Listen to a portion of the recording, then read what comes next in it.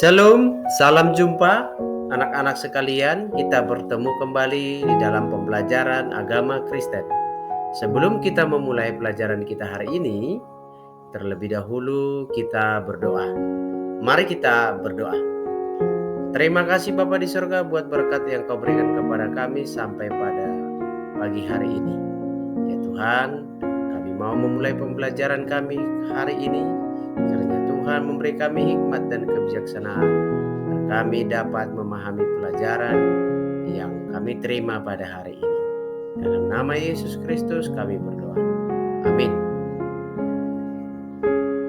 Anak-anak sekalian, pelajaran kita hari ini berjudul Allah menciptakan laki-laki dan perempuan sama istimewa. Yang menjadi tujuan pembelajaran kita adalah yang pertama, bahwa menjelaskan bukti-bukti Allah menciptakan laki-laki dan perempuan sama istimewa di hadapan Allah.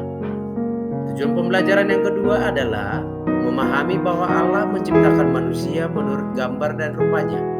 Yang ketiga, memahami hal-hal yang dapat dilakukan laki-laki dan perempuan sebagai ciptaan Allah yang sama harkat dan martabatnya di hadapan Allah. Dan yang keempat, menciptakan sebuah karya yang menyatakan ungkapan syukur atas kemahakuasaan Allah yang telah menciptakan dirinya sebagai laki-laki atau perempuan. Kita masuk pembelajaran hari ini ya anak-anak. Sebelumnya kita mau sampaikan dulu apa perbedaan antara manusia dengan ciptaan yang lain. Ayo, siapa yang tahu apa yang menjadi perbedaan antara manusia dengan ciptaan yang lain? Perbedaan antara manusia dengan hewan atau tumbuhan. Tentunya bahwa manusia dan ciptaan yang lain itu berbeda. Apa yang membedakan? Yang pertama adalah bahwa manusia diciptakan menurut gambar dan rupa Allah. Apa maksudnya menurut gambar dan rupa Allah? Bukan berarti wajah kita ini sama dengan wajah Allah. Bukan itu maksudnya. Bukan wajah secara fisik. Tetapi Allah menurunkan sifat-sifat kealahannya kepada manusia.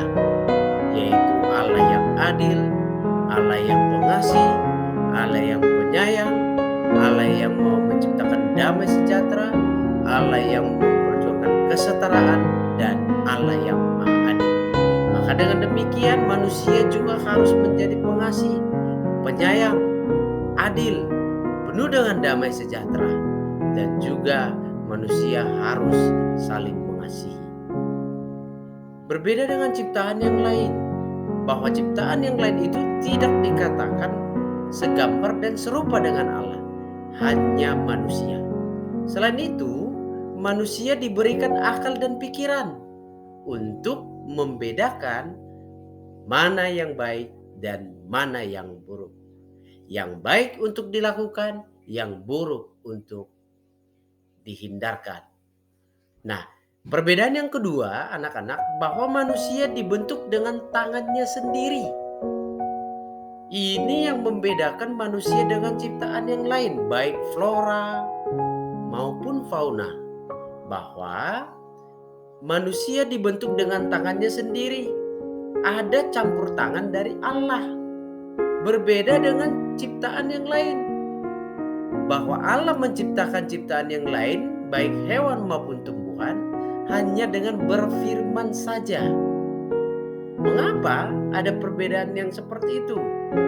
Bahwa manusia dibentuk dengan tangannya sendiri karena Allah ingin manusia itu melakukan sesuatu yang baik dan bermanfaat, dan bahwa manusia itu istimewa di hadapan Tuhan.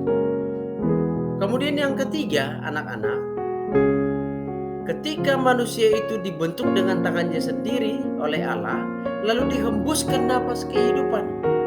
Nafas kehidupan di sini tidak hanya sekedar nafas yang keluar dari mulut kita. Kalau dalam bahasa Ibrani dikatakan ruach, yang artinya roh.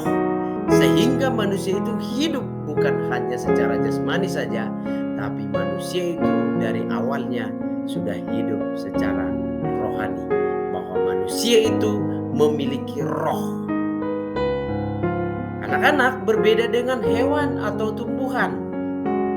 Bahwa manusia itu berbeda dari tumbuhan, berbeda dari hewan, di mana hewan atau tumbuhan itu diciptakan hanya untuk kebutuhan manusia. Kemudian anak-anak, yang keempat, diberikan mandat untuk berkuasa atas seluruh ciptaan. Allah memberikan mandat atau kepercayaan kepada manusia, bukan kepada ciptaan yang lain, bukan kepada hewan, bukan kepada tumbuhan. Ya. Kenapa seperti itu? Karena manusia itu diciptakan begitu istimewa. Karena manusia itu menjadi rekan sekerja Allah, sehingga hanya kepada manusialah diberikan mandat itu, kuasa itu. Karena manusia diberikan akal dan pikiran untuk membedakan apa yang baik dan yang buruk. Manusia diberikan akal dan pikiran untuk melakukan apa yang dikehendaki oleh Tuhan. Maka manusia punya tugas untuk melakukan kehendak Allah di bumi. Berbeda dengan ciptaan yang lain. Ciptaan yang lain tidak diberikan kuasa. Justru ciptaan yang lain itu diberikan kepada manusia untuk bisa dikuasai dan dikendalikan oleh manusia itu sendiri. Anak-anak sekalian, apa bukti Allah menciptakan laki-laki dan perempuan sama istimewa di mata Allah? Ada 3 bukti. Yang pertama, diciptakan menurut gambar dan rupanya, atau yang disebut dengan imago Dei. Dalam Kejadian 1 ayat 26 dikatakan, berfirmanlah Allah, baiklah kita menjadikan manusia menurut gambar dan rupa kita. Ini menjadi bukti bahwa laki-laki maupun perempuan itu sama istimewa di mata Allah. Bukti yang kedua adalah Allah memberikan tanggung jawab kepada manusia untuk mengurus seluruh ciptaannya. Allah memberikan tanggung jawab yang sama kepada laki-laki dan perempuan. Dalam hal ini tidak ada perbedaan antara laki-laki dengan perempuan dalam hal tanggung jawab untuk mengelola alam semesta, mengurus seluruh ciptaannya. Dan bukti yang ketiga adalah Allah memberikan berkat yang sama kepada perempuan maupun laki-laki.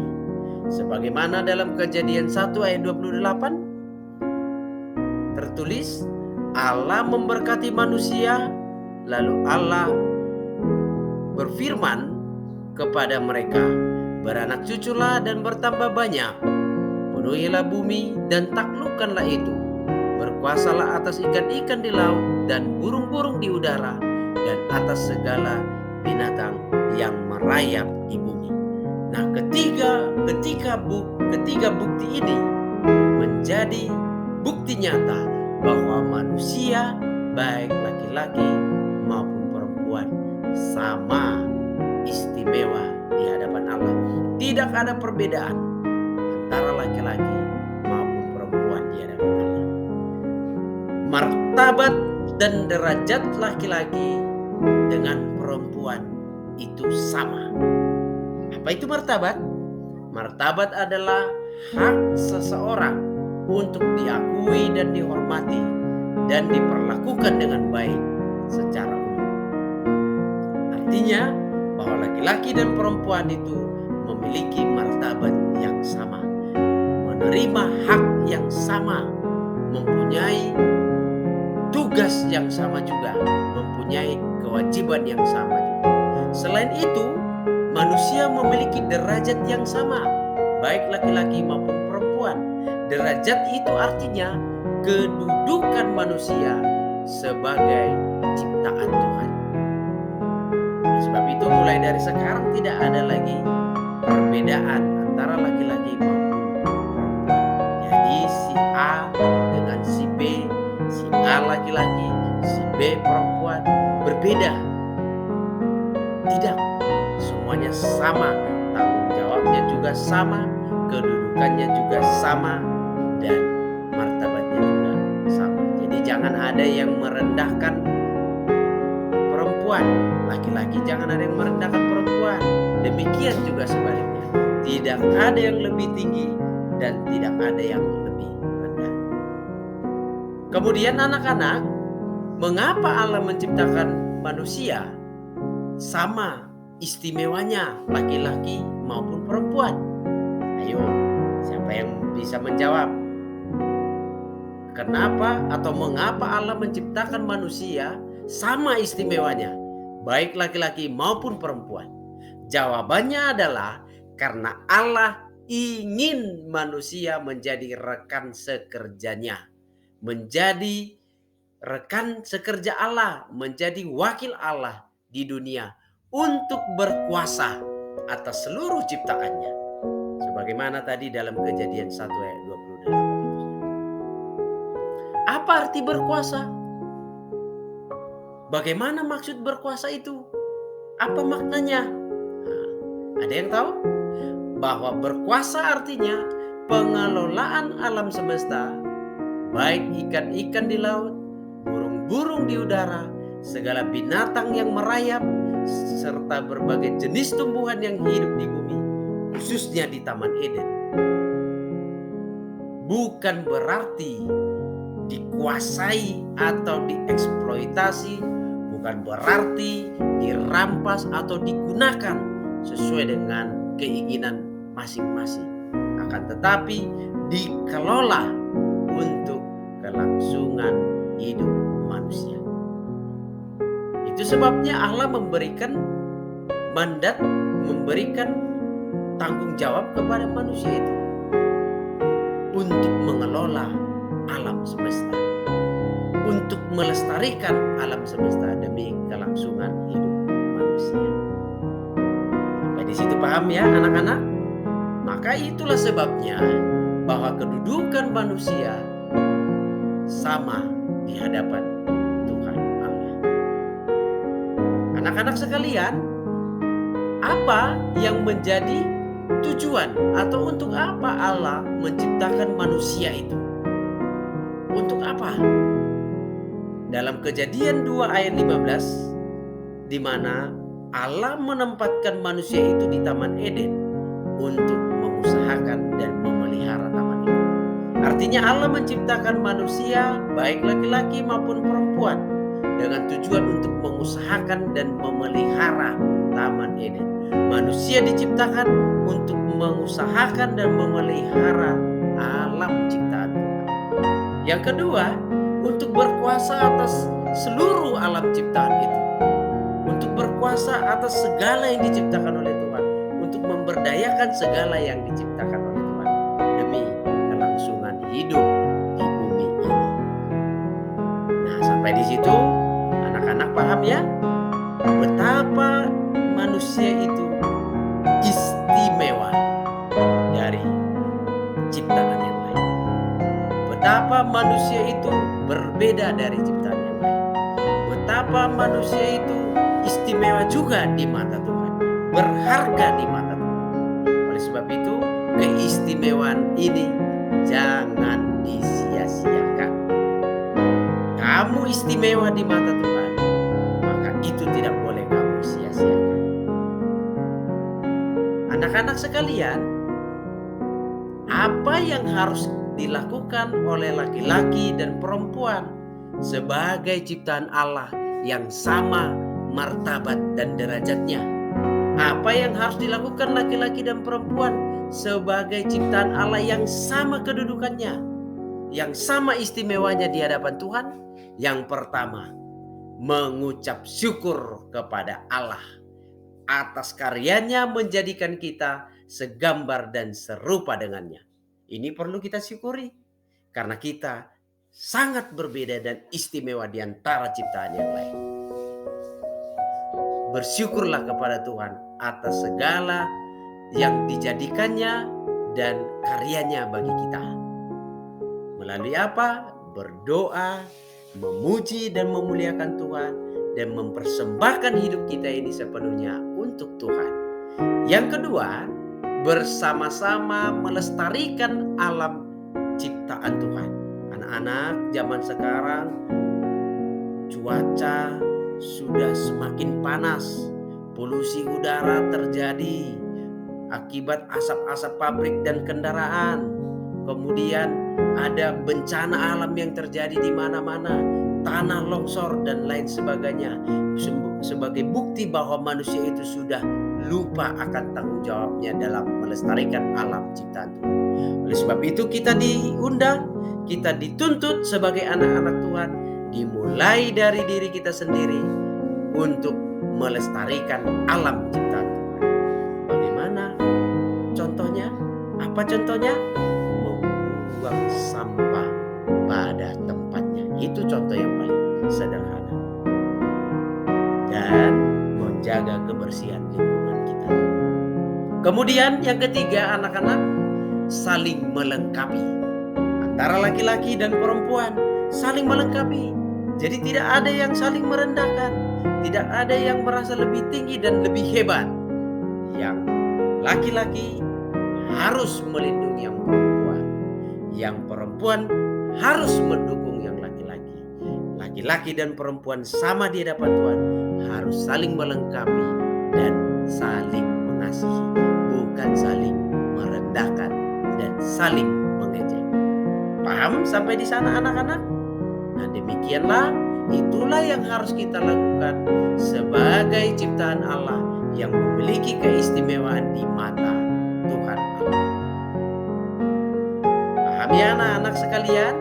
Nah, sekarang hal positif apa saja yang dapat kamu lakukan di rumah, di sekolah, dan di gereja sebagai ciptaan yang sama istimewanya di hadapan Allah? Apa yang dapat kamu lakukan di rumah, di sekolah, maupun di gereja? Ya, apa yang bisa kita lakukan, yang kamu lakukan sebagai anak-anak, sebagai ciptaan yang sama istimewanya di hadapan Allah? Nah, ini boleh kamu daftarkan satu persatu, boleh kamu tuliskan apa yang dapat kamu lakukan, dan nanti akan dikumpulkan lalu dinilai oleh Bapak. Sekian pembelajaran kita hari ini anak-anak. Kiranya anak-anak sekalian mengerti dan memahami pelajaran kita kali ini. Dan sebelum kita akhiri, mari kita berdoa. Terima kasih Bapa di sorga, kami telah menyelesaikan pembelajaran hari ini. Kami bersyukur bahwa kami adalah ciptaan Allah yang istimewa di mata Allah. Ciptaan Tuhan yang istimewa dan lebih berharga dari ciptaan yang lain. Oleh sebab itu, mampukanlah kami untuk menjaga keistimewaan itu, untuk senantiasa bersyukur kepadamu, senantiasa melestarikan alam ciptaan yang Kau berikan, dan juga saling melengkapi satu dengan yang lain. Sesama kami tidak boleh saling mengejek dan saling merendahkan, melainkan saling mengasihi dan saling melengkapi. Terima kasih Bapa di sorga, biarlah pelajaran hari ini menjadi pelajaran dan bekal hidup yang berharga bagi kami. Dalam nama Yesus Kristus kami berdoa. Amin.